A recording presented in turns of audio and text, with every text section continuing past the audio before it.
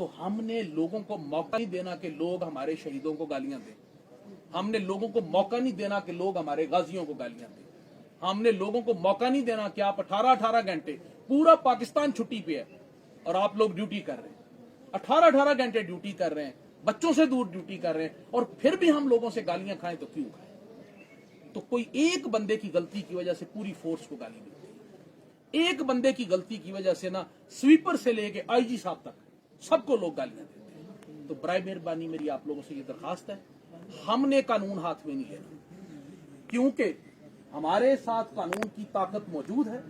हमने कानून के मुताबिक कार्रवाई करनी है। इसी के साथ ये मैं मैसेज देना चाहता हूं सबको, जो भी इंसिडेंट हुआ है, इसके बाद मेरा कोई पुलिस ऑफिसर किसी बंदे को विक्टिमाइज नहीं करेगा, किसी के खिलाफ गैर कानूनी कार्रवाई नहीं करेगा, इस गुस्से में किसी के चालान नहीं करना शुरू कर देगा कि जी फलाने ने तो हमारा ये नुकसान किया तो अभी हम धड़ाधड़ इनके चालान करना शुरू कर देंगे, इनके खिलाफ नाजायज पर्चे देना शुरू कर देंगे।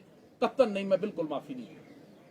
हमने कोई गैर कानूनी काम ना पहले किया है, ना हमने करना है, ना इंशाल्लाह आने वाले वक्त में करेंगे। हम कानून के रखवाले हैं, हम कानून के रखवाले थे, हम जब तक जिंदा हैं कानून के रखवाले रहेंगे, और इस वर्दी, इस मुल्क और इस कौम की इज्जत के लिए इंशाल्लाह काम करते रहेंगे।